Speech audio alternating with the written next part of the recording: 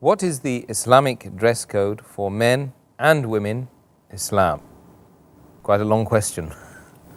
As far as the Islamic dress code is concerned, there are a few guidelines given in the Quran as well as the Hadith. Allah first speaks about the hijab for the male, then for the female in the Quran. Allah says in the Quran in Surah Nur, chapter number 24, verse number 30, say to the believing man that he should lower his gaze and guard his modesty. That means whenever a man looks at a woman, any brazen thought comes, he should lower his gaze.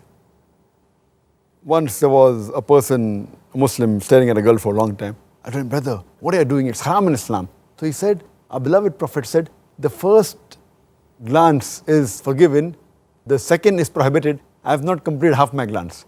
That does not mean you can look at a girl for 10 minutes without blinking and saying, I have not completed my glance. Later on comes the dress code. The next verse speaks about the hijab for the woman. It's mentioned in Surah Nur, chapter number 24, verse number 31. Say to the believing woman that she should lower her gaze and guard her modesty, and display not a beauty except what appears ordinarily of, and to draw her head covering over the bosom, and display not a beauty except to her husband, her son, and a big list of mahram, the close relatives who she can't marry is given. Basically, there are 6 criteria for the hijab for the man and woman. The first is the extent, which for the man, it's from the navel to the knee.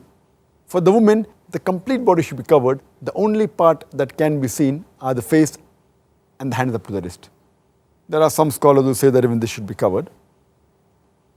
The remaining 5 criteria are the same for the man and the woman. The second is the clothes they wear, it should not be tight so that it reveals the figure. Third, it should not be transparent or translucent so that you can see through. Number 4, it should not be so glamorous so that it attracts the opposite sex. Number 5, it should not resemble that of the unbeliever.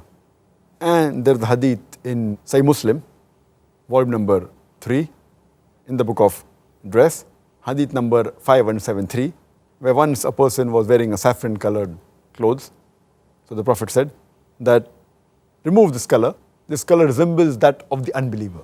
Saffron is the color of the unbeliever. So you should not wear clothes that resemble that of the unbeliever, and especially that which is signs of unbeliever, like wearing a cross, a sign of Christianity, putting a vermilion or a tikka, a sign of Hinduism. So you should not wear those which are signs of the unbeliever.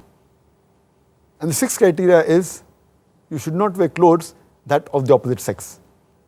There's a hadith in Sahih Bukhari, volume number 7, the book of dress, hadith number 5885, where the Prophet said, the men should not behave like the women and should not wear clothes like that of the women. And the women should not behave like men, should not have manners like men, and should not wear clothes, etc. So these are the basically 6 criteria of hijab. But this one talks about the clothes. Besides this, for the complete hijab, it even includes the way a person talks, the way a person walks, the way a person thinks, the way a person carries him or herself. All this put together is the hijab. And Allah further says in the Quran, in Surah Ahzab, chapter number 33, verse number 59, O Prophet, tell the believing women that when they go abroad, they should put on the cloak, so that they shall be recognized and it will prevent them from being molested.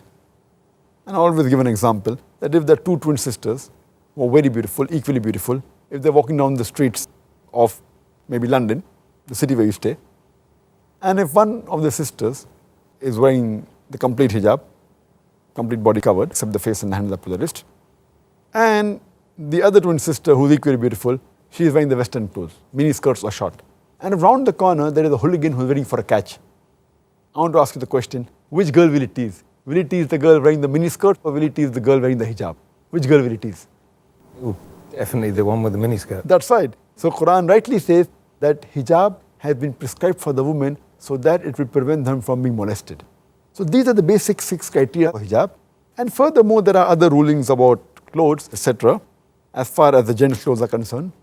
For the men, our beloved Prophet said that gold and silk are prohibited.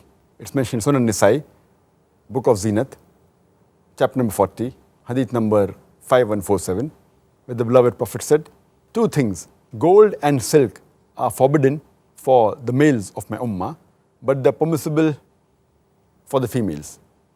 Furthermore, you get guidance from the hadith that the trousers, the lower garment, should be above the ankle. It should not be below the ankle. And it's mentioned in the hadith of Sahih Bukhari, volume number 7, book of dress, hadith number 5787. The beloved Prophet said that the izar, the trouser that hangs below the ankle, that will be in fire. As we discussed in the previous episode, wearing trousers and lower garment below the ankle is prohibited. Further, we get guidance that wearing dress of fame and those which make you outstanding as compared to the other people around you, like those that the kings wear and the leaders, proving that they are superior, it is prohibited. It's mentioned in Sunan Abu Dawud, hadith number 4018 and 4019, that the person who wears the clothes for fame and for glamour, Allah subhanahu wa ta'ala will clothe him with that on the day of resurrection. And the other version says that Allah will clothe him with disgrace on the day of judgment, on the day of resurrection.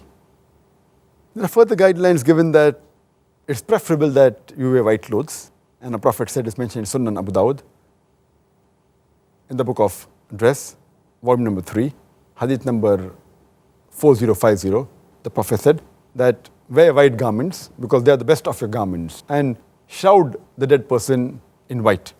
And further, our beloved Prophet Muhammad said, it's mentioned in Sunan Abu Dawud, volume number 3, in the book of dress, hadith number 4129, the Prophet said that whenever you wear a garment or do wudu, you start with the right hand. So this is also sunnah that when you're wearing a garment, start with the right hand. So these are the few rulings which we get in the Quran and the Hadith regarding the hijab, the dress code, and regarding what you can follow of the sunnah as far as wearing the dress is concerned.